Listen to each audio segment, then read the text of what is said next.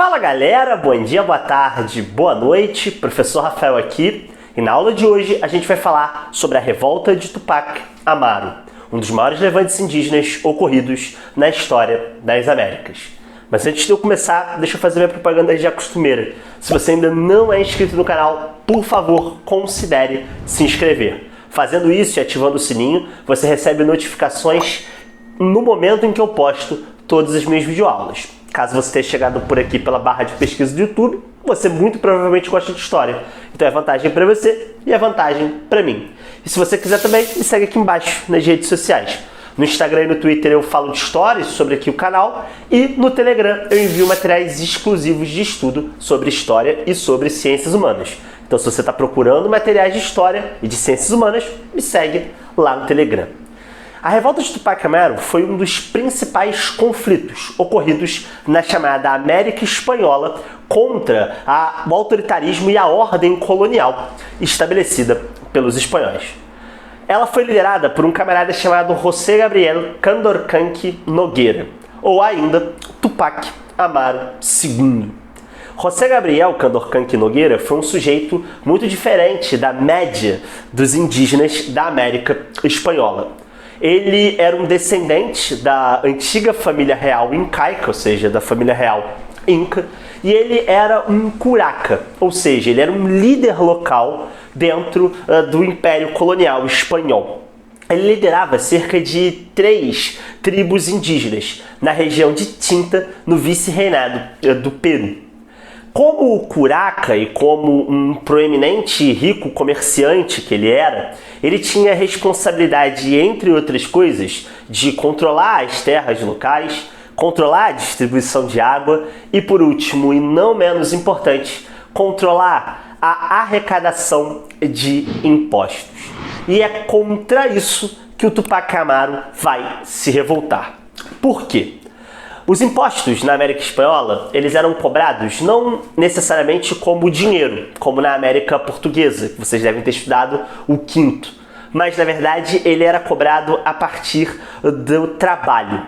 Esse imposto ele era uma herança do próprio Império Inca e ele era conhecido como a mita. Basicamente, o curaca, o chefe local, no caso das tribos de Tinta, o próprio José Condorcanqui Nogueira escolhia um conjunto de indígenas para trabalharem nas atividades mineradoras. O problema é que desde o início do século XVIII, a mineração na América Espanhola estava em ampla decadência. Toda aquela prata que eles haviam encontrado logo que eles chegaram e dizimaram boa parte dos indígenas havia sido já retirada das minas. Isso fazia com que não só a atividade mineradora se tornasse ainda mais exploradora, ou seja, ainda mais dura para os indígenas que eram submetidos a maus tratos e a exploração do seu trabalho para que eles conseguissem mais e mais prata, mas também a procura de outros metais, como por exemplo o mercúrio, que é altamente tóxico para os homens. Isso fez com que durante todo o período colonial, e especialmente no século XVIII, ser selecionado para a mita fosse basicamente o mesmo que ser selecionado para a morte.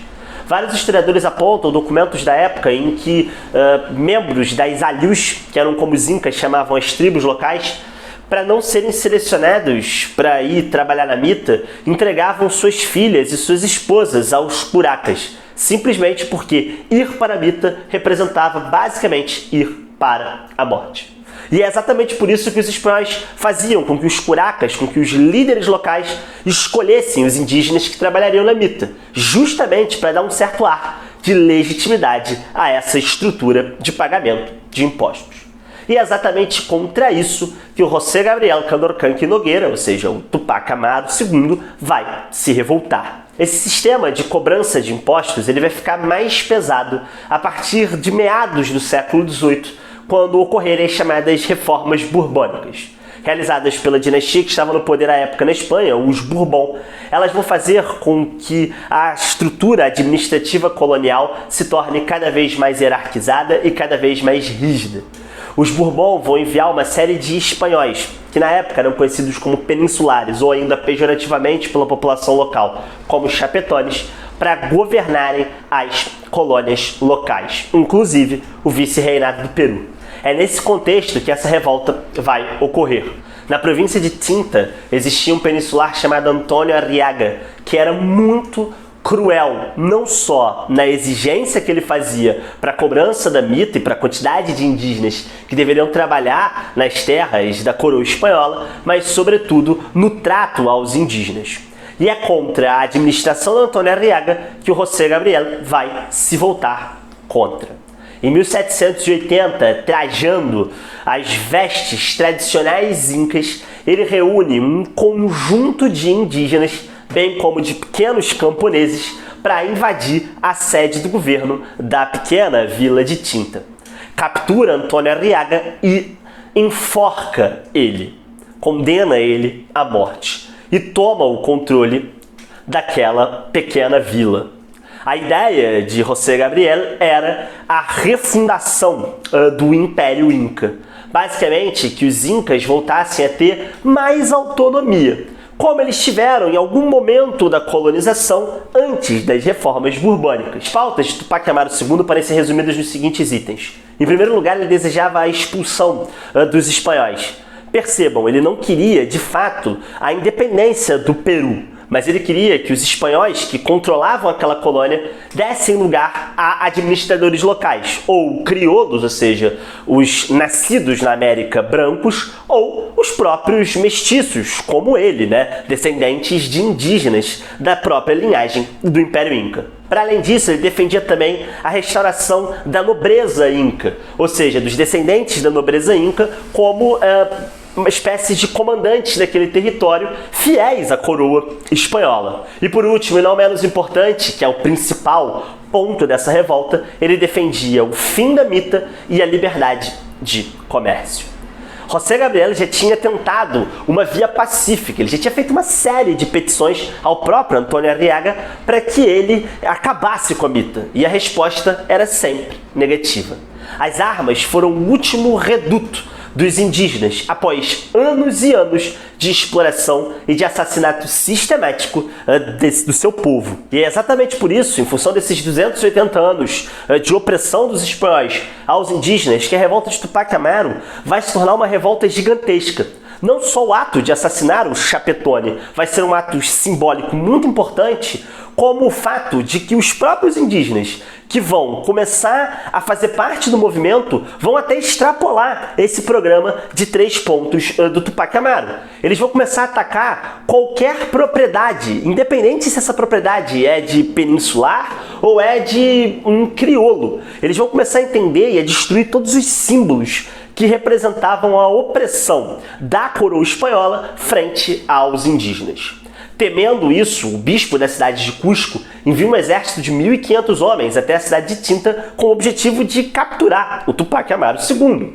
Esse exército ele é derrotado e o Tupac Amaru então se torna uma grande ameaça ao Império Colonial Espanhol. Ele é excomungado e nesse momento, basicamente, o governo colonial do Peru, do vice-reinado do Peru, decreta uma guerra de morte contra Tupac Amaru II. Tupac Amaru II então planeja, juntamente com seu irmão, invadir a cidade de Cusco, principal centro financeiro do vice-reinado do Peru. O bispo de Cusco, que não era bobo nem nada, chama reforços não só da Espanha, mas também da capital do vice-reinado, que era a cidade de Lima. Quando Tupac Amaru chega em Cusco, a cidade estava preparada para combatê-lo. Tupac Amaru é capturado e vai ver não só ele, como sua família, esposa e filhos também serem presos. Tupac Amaru fica sendo torturado por mais de um mês para entregar outros membros do movimento e, enquanto isso, o vice-reinado do Peru estava numa verdadeira desordem, com os indígenas, de fato, atacando os espanhóis tentando reprimir os indígenas. As principais lideranças do movimento são mortas na frente de Tupac Amaru e Tupac Amaru é o último a ser morto. Só que a sua pena, a pena que é dada a ele, é uma pena muito mais violenta. Ele não é só condenado à morte, como os seus aliados políticos, mas ele é condenado ao esquartejamento em praça pública. E um esquartejamento que não é simplesmente o corte dos membros. O governo espanhol, na praça pública, amarra os 4 membros, ou seja, as 2 pernas e os 2 braços de Tupac Amaru, a 4 cavalos e faz com que eles corram em direções opostas, para que o corpo dele seja estraçalhado. A ideia é de que aquele assassinato servisse como um exemplo Um exemplo do que aconteceria quando alguém contestasse a ordem colonial espanhola.